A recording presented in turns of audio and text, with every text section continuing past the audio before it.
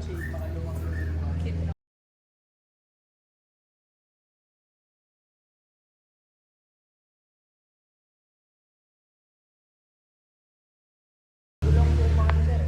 ayan. Meron tayong 2 carport po dito.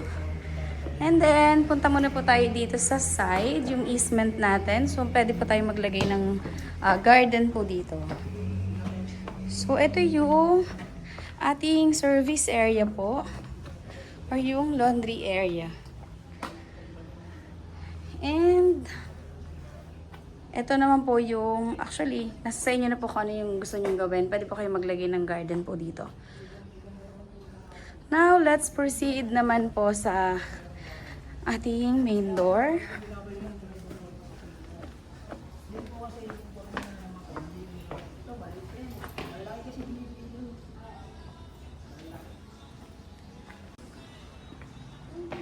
So, ito po yung ating living room or living area.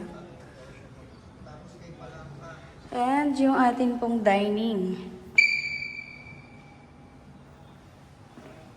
Ito pong door na ito is para dun sa ating service area.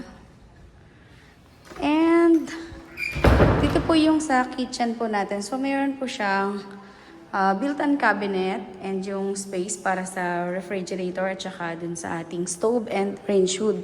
So, naka-ready na po. And meron po tayo ditong guest room sa baba.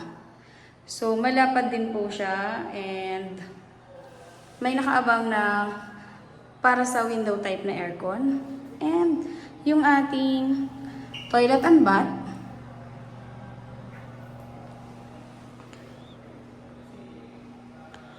Now, let's proceed po sa ating second floor.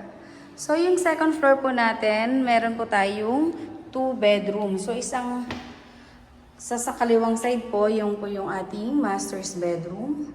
And the right side po is yung isang first bedroom po natin. So, a total of 3 bedrooms po.